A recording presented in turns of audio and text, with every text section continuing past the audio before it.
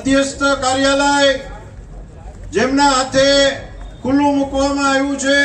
ગ્રામ્ય અને શહેરનું એવા આદરણીય લોકપ્રિય ધારાસભ્ય જેમણે આપણા વિસ્તાર માટે ધારી બગસરા ખાંભા આ વિધાનસભાના વિસ્તાર માટે રાત દિવસ જોયા વગર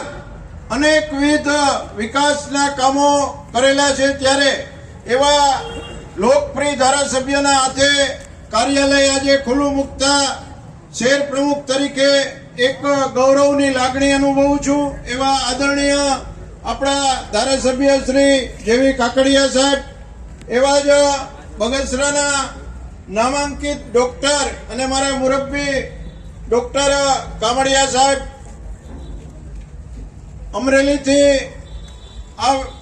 વિસ્તારમાં જેમને જવાબદારી સોંપવામાં આવી છે એવા જિલ્લા ભાજપના કોષાધ્યક્ષ દીપકભાઈ વગાસિયા, જિલ્લા પંચાયતના સદસ્ય ધીરુભાઈ માયાણી, સંયોજક ધારી બગસરા ખાંભાના આદરણીય અતુલ, જેમને આ વિસ્તારની જવાબદારી સોંપી એવા આદરણીય રાજુભાઈ, આ વિસ્તારમાં સતત જેઓનો પ્રવાસ રહેલો છે એવા આ વિસ્તારના વિસ્તારક આદરણીય પાર્થભાઈ, મુનાભાઈ, આપણા તરવરિયા અને યુવાન તાલુકા ભાજપના પ્રમુખ પ્રદીપભાઈ, જેમના હાથે આપણે ગૌરવ અનુભવીએ કે ઘણા રાષ્ટ્રભાવનાથી ઘણા મિત્રોને આમાં જોડ્યા, એનો આપણને આજે ખૂબ જ આનંદ છે।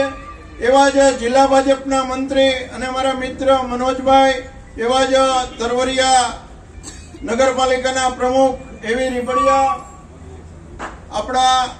જેમને જવાબદારી બગસરા શહેર મંડળની છે એવા બેન શ્રી રેખાબેન માવદિયા, જિલ્લા મહિલા મોરચાના બેન શ્રી રંજનબેન, બંને શહેરના મંત્રી મહામંત્રીઓ ભાવેશભાઈ, પંડ્યાભાઈ, તાલુકા ભાજપના બંને મહામંત્રીઓ ખોડભાઈ, પ્રકાશભાઈ, ડાયસ ઉપર તાલુકા પંચાયતના પ્રમુખથી માંડીને ઘણા મુરબ્બીઓ બેઠા છે, પણ સમયના અભાવે માફ કરજો દરેકના નામ લઈ લેતા, ડાયસ ઉપર ઉપસ્થિત તમામ મહાનુભાવો, આજના મધ્યસ્થ કાર્યાલય પ્રસંગે ઉપસ્થિત ભાઈઓ અને બહેનો, આજે બગસરા મુકામે મધ્યસ્થ કાર્યાલયનું ઉદ્ઘાટન આપણા આદરણીય ધારાસભ્ય શ્રી જેવી કાકડિયા સાહેબને હાથે કરવામાં આવ્યું છે। આજથી આપણે ચૂંટણી માટે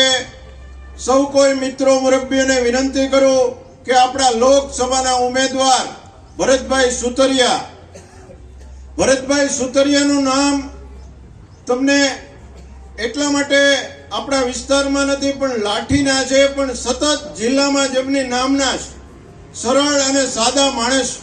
લાઠી તાલુકા પંચાયતના 5 વર્ષ સુધી એમણે સેવા આપી, સંગઠનમાં 20 વર્ષથી સેવા આપે છે, હાલ તેઓ જિલ્લા પંચાયતના પ્રમુખ તરીકે સેવા આપે છે। ભરતભાઈ સુતરિયા સરળ અને સાદા માણસ, એમને તમે મળો ત્યારે તમારું કોઈ પણ પ્રકારનું કામ હોય તો તમારા કામ માટે પેલા કામ પૂરું કરે, પછી તમારી આગતા સ્વાગતા કરે। એમનો એક જ ધ્યેય છે કે આ વિસ્તારનો વિકાસ થાય। આપણે સૌ કોઈ આજે ઉપસ્થિત હોય ત્યારે બે બાબત કહી અને મારે વાત પૂરી કરવી છે। આપણા આદરણીય વડાપ્રધાન નરેન્દ્ર મોદી સાહેબના હાથ મજબૂત કરવા માટે એક આપણે સુકાન સુરતનું કમળમાં થઈ ગયું, આપણા એક ઉમેદવાર લોકસભાના બિનહરીફ ચૂંટાણા, માત્ર 25 ઉમેદવાર બાકી છે, તમામનો વિજય થવાનો છે। મિત્રો, આપણા આદરણીય વડાપ્રધાને અનેક એવા કામ કર્યા છે જે દુનિયાએ જોઈ અને અભિનંદન આપ્યા કે કોઈ એવો દેશ નથી, કોઈની તાકાત નથી 80 કરોડ લોકોને મફત અનાજ પૂરું પાડે, એ માત્ર નરેન્દ્ર મોદી સાહેબ 80 કરોડ લોકોને અનાજ પૂરું પાડી શકે। રામ મંદિરથી માંડી 370 કલમથી માંડી અનેક એવા વિવિધ કામો કર્યા આપણા દેશની અંદર જે દુનિયાએ જોઈ અને આજે નરેન્દ્ર મોદી સાહેબને અભિનંદન પાઠવા। આવા દેવ પુરુષ સમાન પ્રધાનને ત્રીજી વખત વડાપ્રધાન તરીકે બિરાજવા માટે આપણે વધુને વધુ આપણા વિસ્તાર માટે, તાલુકાના દરેક ગામડાઓમાંથી, શહેરના દરેક બૂથમાંથી ગઈ મળે એમાં વધુને વધુ મતની લીડ અપાવીએ. આજે ઉપસ્થિત તમામનું હાર્દિક સ્વાગત કરે અને મારી વાતને વિરામ આપું છું. ભારત માતા કી જય.